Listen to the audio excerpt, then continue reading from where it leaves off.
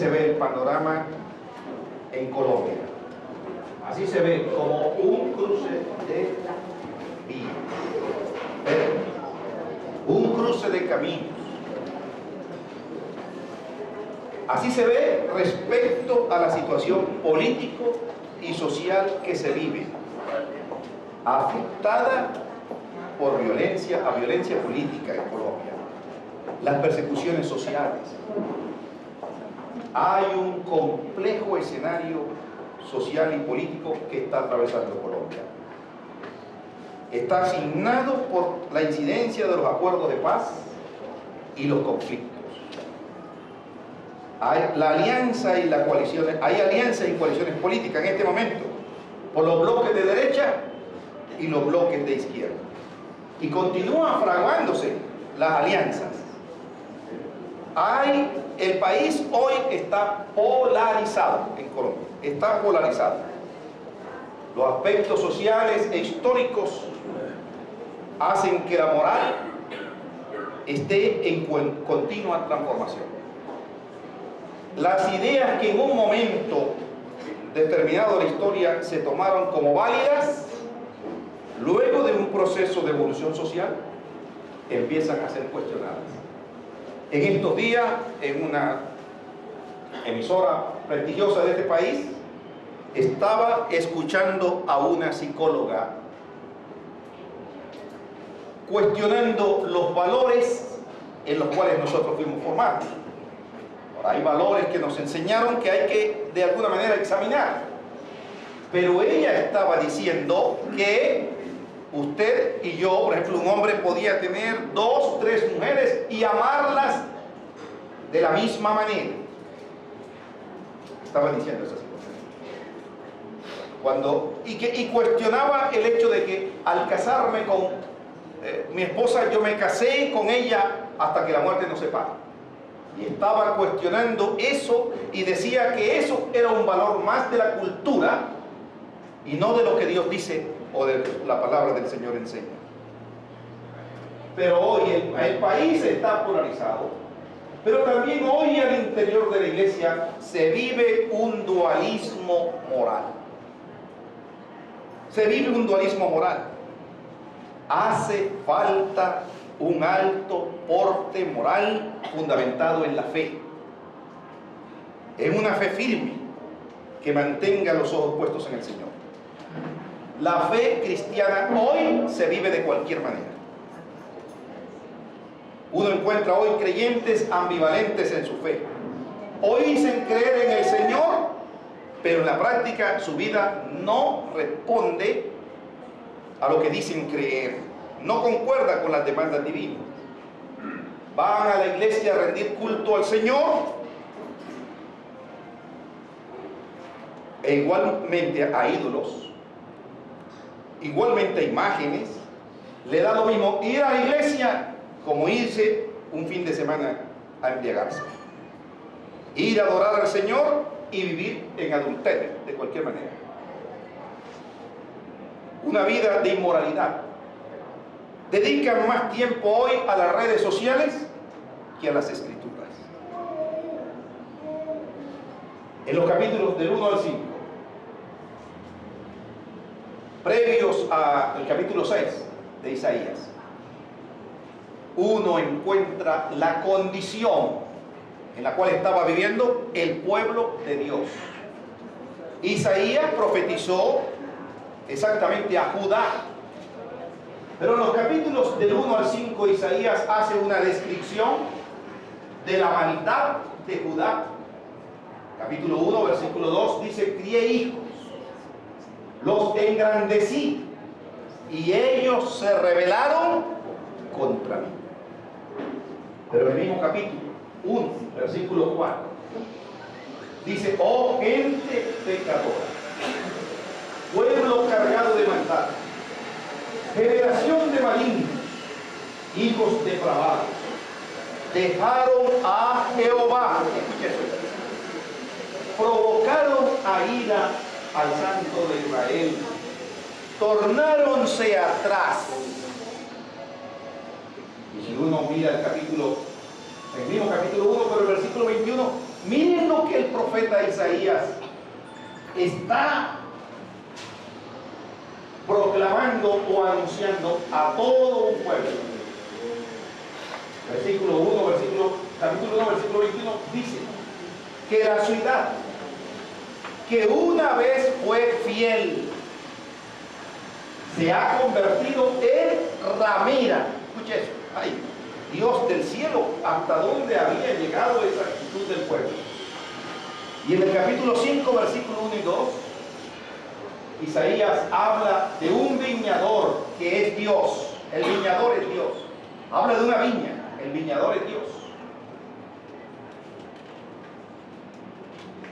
Que plantó una viña, en este caso Judá, con vides selectas. Mira el cuidado que puso el viñador. Seleccionó las vides,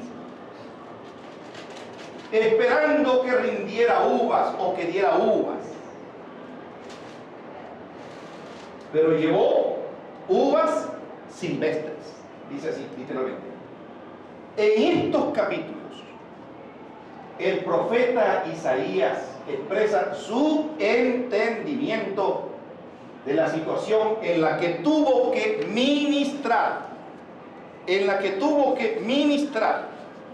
Sin embargo, me parece que la obra de Isaías en los capítulos 1 al 5 es de denuncia del pecado de Israel, de Judá, en los primeros capítulos. Cuando uno lee el capítulo 1, uno escucha a Dios llamando a cuentas a su pueblo. A Dios llamando a cuentas. Ahora, fue necesario toda esta antesala antes la redundancia del capítulo 6, porque Él está apuntando con un dedo juicioso a sus compatriotas de Judá, pero en presencia de la santidad del Señor, de la majestad de Dios, tiene ahora una visión asombrosa que narra aquí en el capítulo 6, al que vamos a mirar. Y él, en la presencia del Señor, reconoce su propia condición moral, su propia falta de integridad delante del Señor. Por fin se le ocurre que no solo habita entre gente de labios inmundos, pero que también él es uno de ellos, que sus labios también están inmundos, que él también está sujeto al juicio. Esta experiencia va a traer humildad y lo prepara para vivir en integridad y poder servir al Señor. Me parece que el capítulo 6 no surge por surgir, no es una experiencia simplemente por tenerla, sino que Dios ahora quiere tratar con él, como quiere esta mañana tratar con esta iglesia y con su vida y con mi vida. Examinemos el capítulo 6. En primer lugar, Isaías tiene una visión de Dios. De los versículos 1 al 4 está lo que Isaías vio. Lo que Isaías vio, versículos del 1 al 4. Ahora la pregunta es, ¿en qué momento Isaías vio o tuvo esta visión? Y el texto literalmente dice, en el año que murió el rey Usías, vi yo al Señor sentado sobre un trono alto y sublime, y sus faldas llenaban el templo. Por encima de él había serafines, cada uno tenía 6 alas, con 2 cubrían su rostro, con 2 cubrían sus pies, y con 2 volaban. Y el uno al otro daba voces diciendo, Santo, Santo, Santo, Jehová de los ejércitos, toda la tierra está llena de su gloria. Y los quiciales de las puertas se estremecieron con la voz del que clamaba, y la casa se llenó de humo. Ahora, ¿en qué momento tuvo Isaías esta visión? En el año en que murió el rey Usías. En el año en que murió el rey Usías. Dice la primera parte del versículo 1. Y esto es una frase cargada de bastante significado. Ahora, cabe aquí preguntarnos, ¿quién fue el rey Uzías? Bueno, Uzías, si ustedes, no vamos a detenernos en esos capítulos, pero ustedes pueden leer segundo libro de Crónicas, capítulo 26. Y ahí van a encontrar la biografía el rey Uzías. El rey Uzías dice en ese capítulo que tenía 16 años cuando empezó a reinar en Judá. Su padre fue rey también en Judá, llamado Amasías. Y el abuelo del rey Uzías era Joás, quien también fue rey de Judá cuando tenía 17 años. Su abuelo Joás fue rey cuando tenía 17 años. Su padre Amasías fue rey cuando él tenía 25 años. Pero ahora el rey Uzías, tiene 16 años. Me parece interesante porque dice la escritura en el año en que murió el rey Uzías. Ahora, pero ese rey Uzías, ¿qué fue lo esplendoroso, lo que él hizo? De pronto quiero que mire por un momento el capítulo 2 de Crónicas 26 y solo miremos algunos detalles de ese capítulo. Segundo libro de Crónicas 26. Entonces todo el pueblo de Judá tomó a Uzías, el cual tenía 16 años. Si usted lee el segundo libro de Reyes, capítulo 15, usted va a encontrar que el rey Uzías es el mismo rey Azarías. Su padre Amasías, su mamá Jecolías. Ahora, este hombre tuvo un reinado esplendoroso. ¿Qué fue lo esplendoroso de este hombre? Él reinó medio siglo, 52 años. 52 años. Hizo lo recto ante los ojos del Señor. Dice en 2 de Crónicas 26, del 3 al 4. Dirigió un gran ejército, derrotó a los filisteos, recolectó tributos de los amonitas, construyó torres, revivió la agricultura, cavó cisternas. O sea, fue un hombre interesante. Más fue fortificado. Cuando fue fortificado su corazón, se enalteció. Miren el capítulo 26, el segundo libro de Crónicas, verso 16. Y esto me llama la atención grandemente. Mas cuando ya era fuerte, su corazón se enalteció para su ruina, porque se rebeló contra Jehová su Dios. Y miren lo que hizo. Entrando en el templo de Jehová para quemar incienso en el altar del incienso. En otras palabras, abusó de su autoridad, usurpó el lugar de los sacerdotes, quemando incienso que solamente le correspondía a los hombres que Dios había escogido para ministrar en el templo. ¿Y sabe qué trajo eso como consecuencia a su vida? Una de las consecuencias que trajo a su vida, dice que Dios le hirió directamente con lepra en su frente. Por favor, revise ese momentico la frente. Revise. ¿O revisamos? Mire la frente, ¿va? Con lepra. Y dice que murió aislado en una casa. Ahora, hermanos, al final de su vida, trató de usurpar poderes sacerdotales y Dios le afligió con lepra. Cuando llegó a ser fuerte, su corazón se hizo tan orgulloso que obró corruptamente. Uzías comenzó a reinar y reinó 52 años. Ahora el profeta Isaías dice que él tiene una visión de Dios en el año en que murió ese rey. Es una frase cargada de significado, como dice ahí. El pueblo de Judá pensaría el reino de Uzías, pensaba el reino de Uzías como algo bueno. El pasado fue bueno. Los buenos tiempos los pasaron, los tiempos antiguos.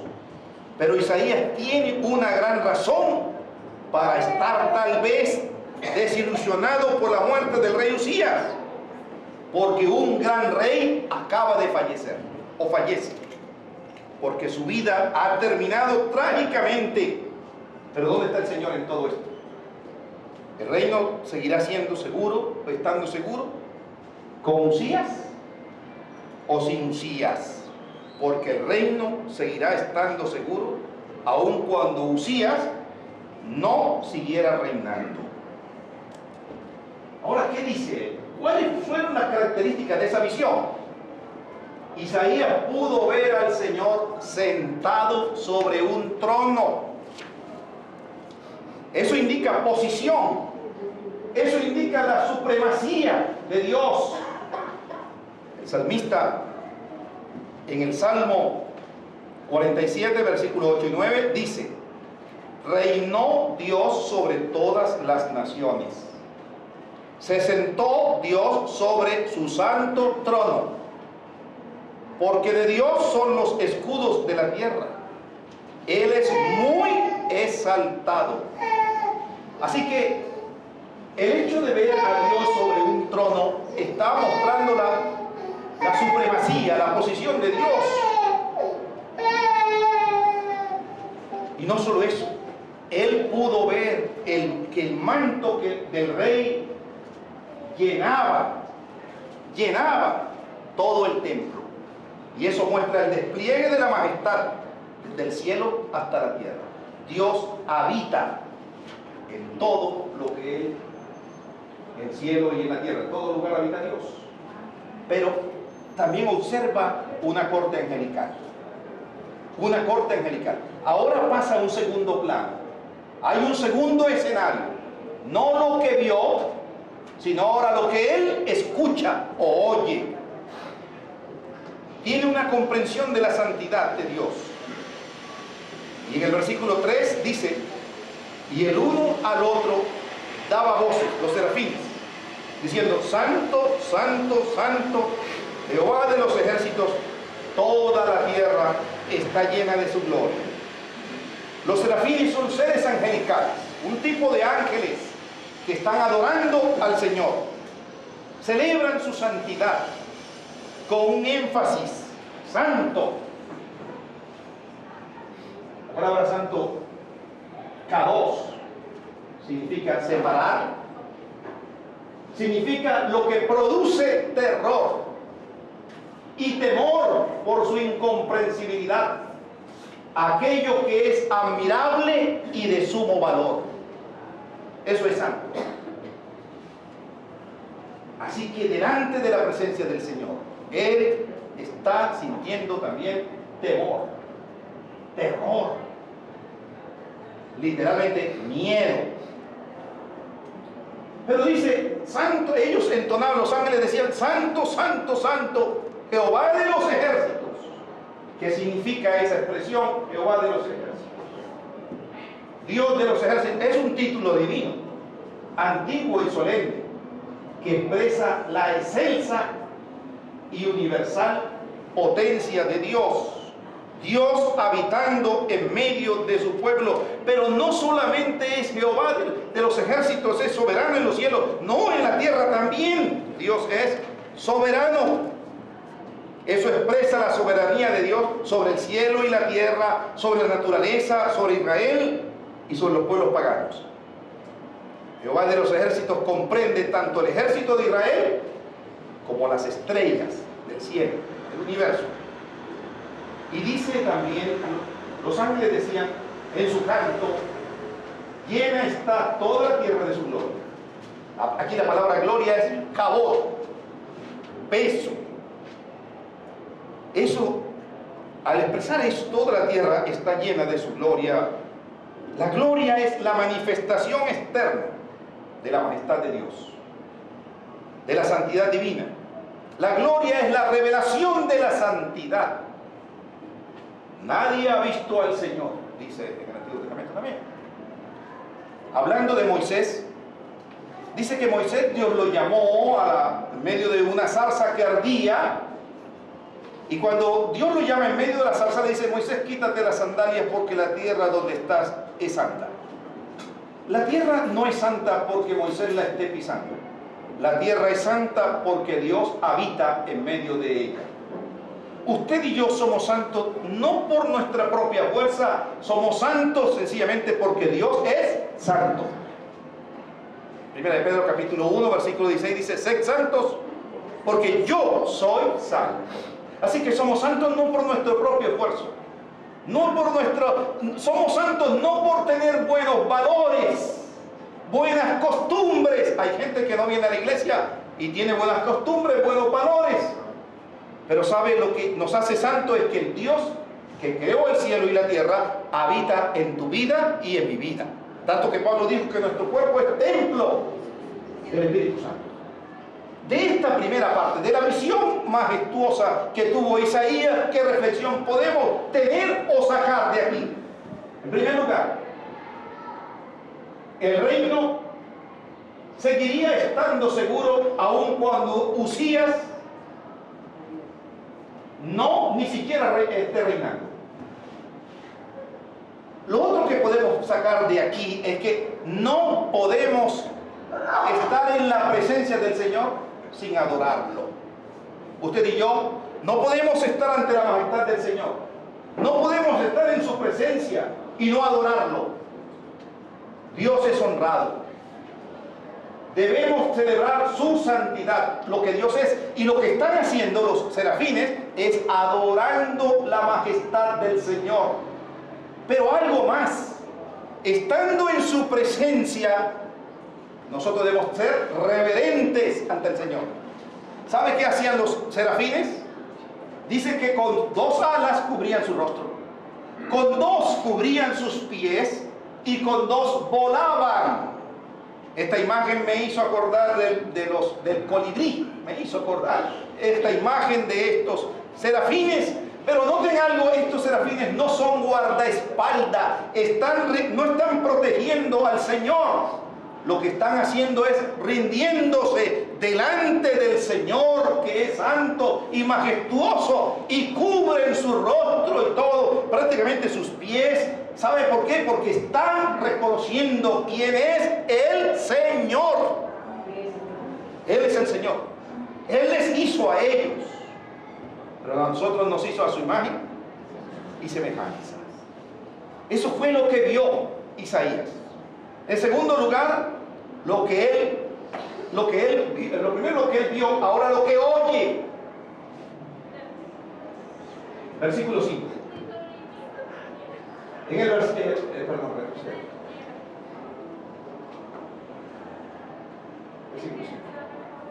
versículo 5, miren lo que dice.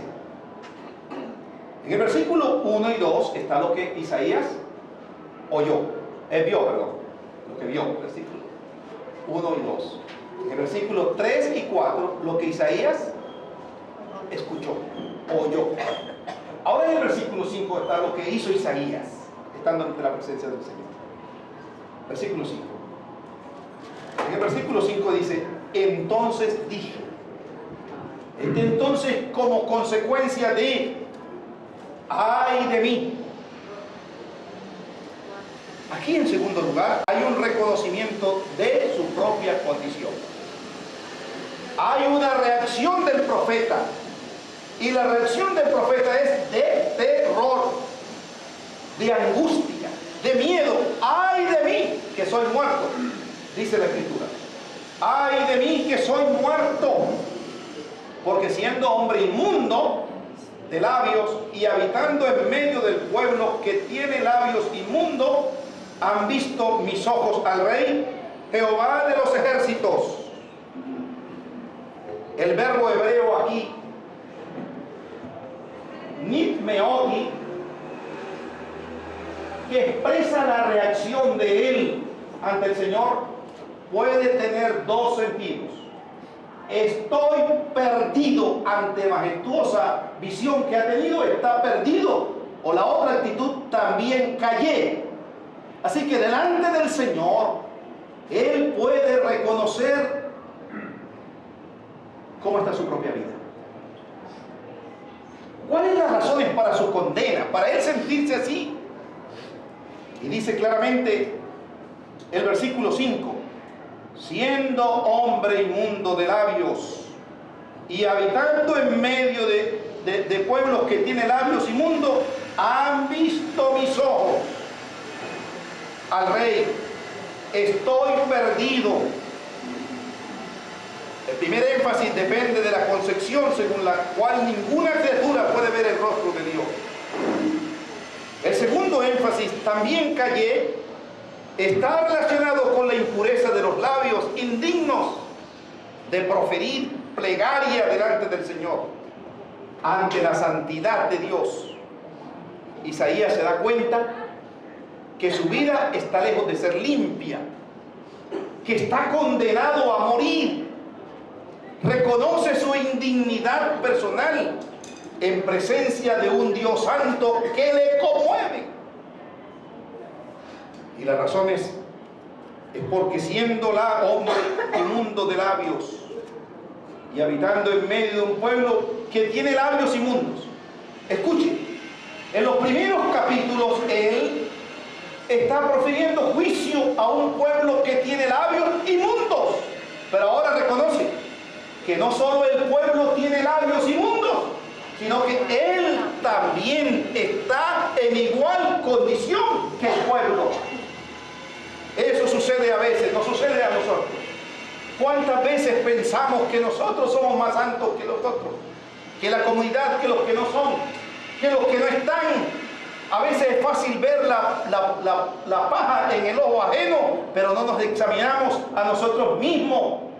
Nuestra propia condición también es pecaminosa.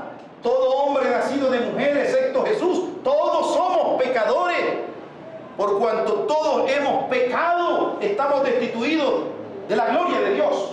Así que estando en la presencia de Dios, usted y yo, solo estando en la presencia del Señor, podemos reconocer nuestro propio pecado.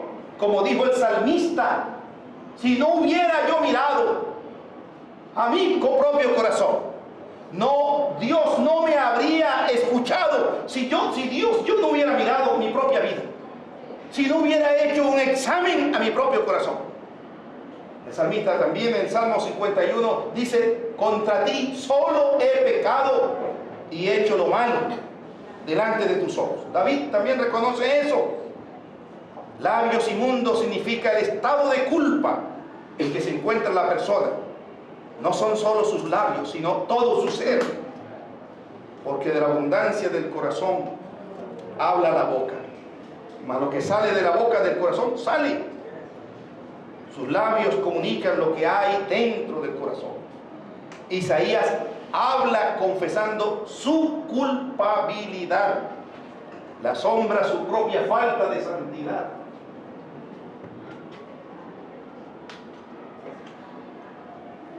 Le asombra su propia... ¿Qué reflexión podemos sacar de esta parte? ¿Cómo se sintió Isaías?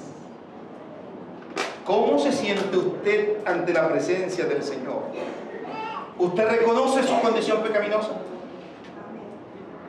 ¿Me asombra la falta de santidad? ¿Puedo seguir viviendo de cualquier manera sin importar que al fin debo agradar al Señor? Pero del versículo 6 al 7 nos habla de la santidad de Dios que quita y limpia el pecado. En respuesta a su condición, miren lo que dice el versículo 6. Y voló hacia mí uno de los serafines, teniendo en su mano un carbón encendido, tomado del altar con unas tenazas. Al mirar este cuadro, yo me puse a pensar, ¿qué pudo sentir Isaías? Y tocando con él sobre mi boca, dijo, he aquí que esto tocó tus labios y es quitada tu culpa y limpio tu pecado. Eso dice. En respuesta a su condición, el profeta es purificado. He aquí que esto tocó tus labios y es quitada tu culpa. Ahora el que no era santo, ahora es santo. Ahora es un hombre íntegro para el Señor. Dios perdona a Isaías. Noten una cosa, que el hecho de quitar la culpa y limpiar su pecado es iniciativa de Dios. No fue por el esfuerzo propio de Isaías. No era porque Isaías era el profeta. No, sencillamente porque era tan pecador como el resto del pueblo. Y es iniciativa de Dios. Es Dios quien toma la iniciativa para limpiar el pecado de la vida de Isaías. Entonces Dios permite ahora que un ser angelical pase un carbón encendido por sus labios. Un carbón encendido, eso implica fuego y purifica. El fuego purifica y destruye. Es iniciativa de Dios. ¿Sabe? Fue el Señor quien llevó el peso de tu pecado y de mi pecado. La salvación es por gracia. Tu pecado y mi pecado ha sido quitado solo por la gracia y la misericordia de Dios. No es por obra para que nadie se gloríe. La salvación no se hace quiera de esta manera, pero tampoco la vida de santidad.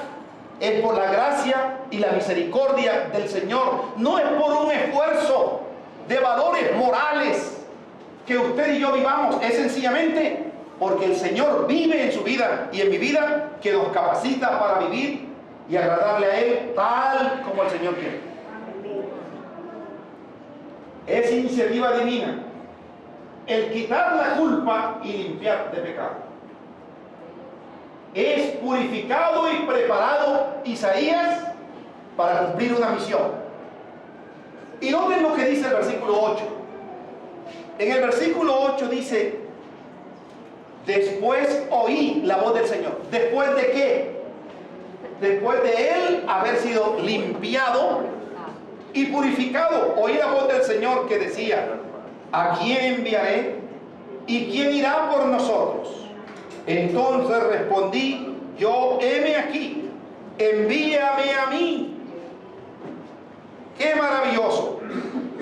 La santificación de Dios capacita al profeta para hacer la voluntad de Dios, para cumplir su misión.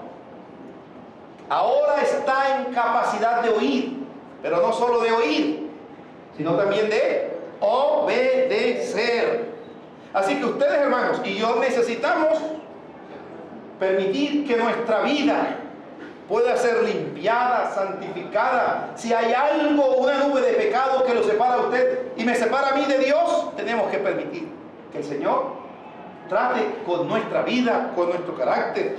Él llevó el peso del pecado, es cierto, ya somos libres del pecado, pero tenemos que reconocer cuando usted y yo ofendemos al Señor.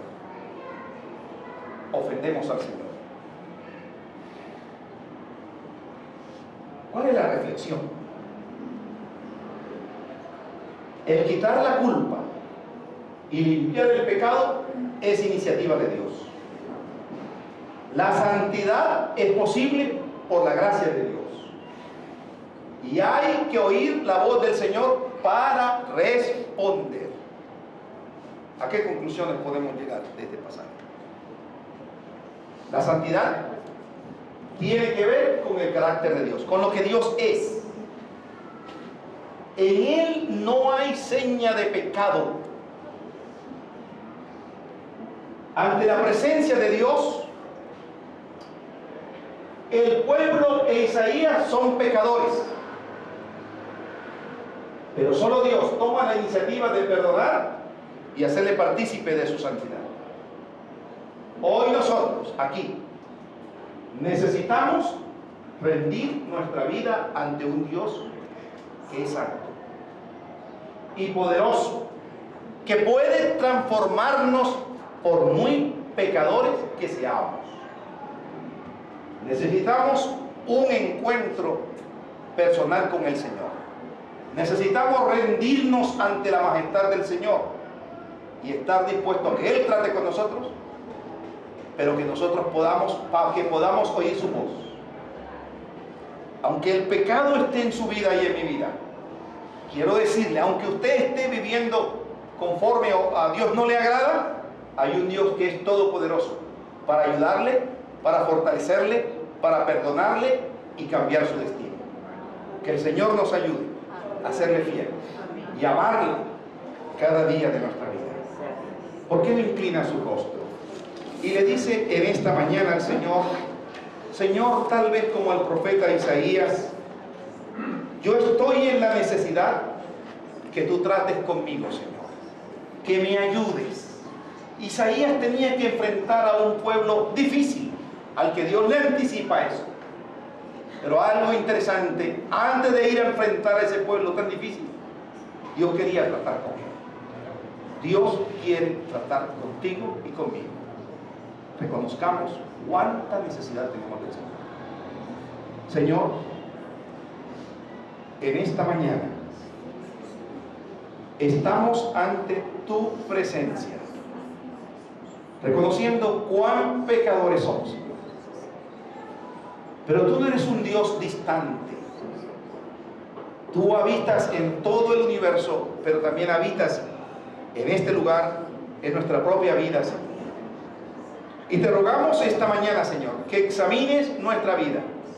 Y si hay algún pecado en nosotros, o algo que tenemos que reconocer, que a ti no te agrada, Señor, y que no permite que nosotros podamos oírte claramente a ti, Señor, quita de nuestra vida.